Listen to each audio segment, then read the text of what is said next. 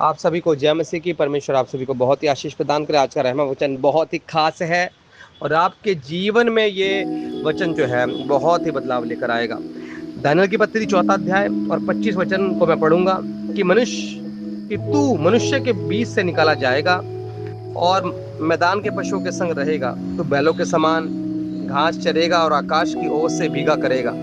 बस 7 युग तुझ पर बीतेंगे जब तक कि तू जान ले कि मनुष्य के राज्य में परम प्रधान की प्रभुता करता है और जिसे चाहे वह उसे दे देता है। परमेश्वर के प्रियो, ये जो बात है वो राजा नबूकदनेस्सर की है। और नबूकदनेस्सर राजा बहुत ही प्रभावशाली राजा था, मगर जब उसने अपने को ऊपर रखकर परमेश्वर के नाम को घटाना चाहा तो परमेश्वर ने उसको दर्शन दिया। और दर्शन को किसका इंटरप्रिटेशन किसने किया, यानी किसने अर्थ बताया? वो स्वप्नदर्शी प्रभु का दास था दानियेल। उसने बताया कि परमेश्वर जो है तुझे डाउन करने पर है। कारण क्या है? देखिए, मैं कारण पढ़ता हूँ और कारण इसमें लिखा हुआ है 27 वचन में कि यदि तू पाप छोड़कर धर्म करने लगे और अधर्म छोड़कर दीनहीनों पर दया करने लगे तो संभव है कि ऐसा करने से तेरा चैन बना रहे।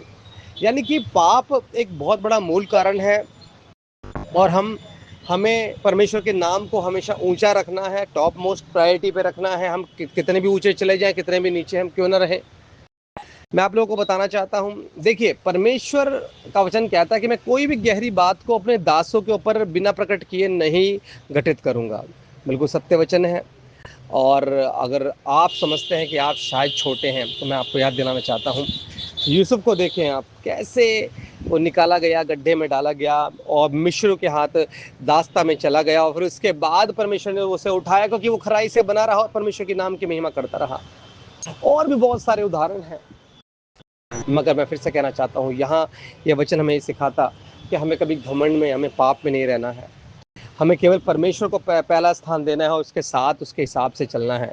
तब परमेश्वर की जो रूह है हमें जो है तब्दील करेगी। हो सकता है कि हर्डल्स, परेशानी आए, हो सकता है कि हमें ये लगे कि शायद ये अब संभव नहीं है। मैं कहना चाहता हूँ कि आप परमेश्वर के साथ एक मन रहें, पाप से दूर रहें और प्रथम प्रधान की प्रभुता अपने जीवन में करने दें, तब आप बचे रहेंगे। राजा नबूकदनेस्सर जो है इसका बहुत ही सघन एग्जाम्पल है। और जो उसका दर्शन बताने वाला है, स्वप्न का दर्शन बताने वाला है, वो प्रभु का दास है। अब देखें कितना बड़ा डिफरेंस है। उसके पास सब होते हुए भी कुछ नहीं, और वो किसके पास पहुंचता है? याजक के पास। मैं फिर से कहना चाहता हूँ, परमेश्वर के प्रियो, परमेश्वर तुम्हारे जीवन में इस वचन के द्वारा काम करेगा। और ये अनॉइंटिंग जो है खास है। मुझे पता है कि परमेश्वर ने भी ये अनॉइंटिंग जब दिया तो परमेश्वर की योजनाएं जो है वो बहुत ही प्रबल रीति से जो है घटित होने लगी हैं। तो परमेश्वर के प्रिय, मैं प्रार्थना करता हूँ, अगर कोई भी अगर अपने आप को ऊंचा समझ रहा और पाप में अपने जीवन को बिता रहा है तो इस वचन को सुनकर वो समझे कि परमेश्वर राजाओं को नहीं छोड़ रहा है तो आप तो अभी कुछ भी नहीं है। अपने जीवन को परमेश्वर को दो, परमेश्वर आपको वहीं से उठाएगा। कोई नबूकदनेस्सर को भी परमेश्वर ने उठाया है। और मैं फिर से कहना चाहता हूँ कि प्रभु यीशु मसीह अब बचाना चाहता है। तो मैं विनती करता हूँ, मैं वो ग्रेस यहाँ से ट्रांसफ़र करता हूँ जिससे कि आप अपने पाप से निकल जाएं, व्यभिचार से निकल जाएं, समस्याओं से निकल जाएं, कठोर हृदय से निकल जाएं, गलत संगति से निकल जाएं और दिक्कतों से निकल जाएं और बाधाओं से निकल जाएं। और प्रभु यीशु मसीह का आत्मा आपको चलाए, बढ़ाए और आपके जीवन में बड़ा बदलाव जो है होने वाला बन सके। मैं प्रभु यीशु मसीह का दास होने के नाते हर किसी को ब्लेसिंग प्रदान करता हूँ। प्रभु छुटकारा मिले इनको, प्रभु मेरे खुदा, हाँ मेरे खुदा, मुझे पता है प्रभु यीशु मसीह जी कि जैसे ये समझे कि प्रभु यीशु मसीह वचन को, इनका जीवन जो है फ्री हो जाएगा। यीशु मसीह की नाम की महिमा मैं इनके जीवन में ट्रांसफर करता हूँ, हर किसी को ब्लेसिंग प्रदान करता हूँ।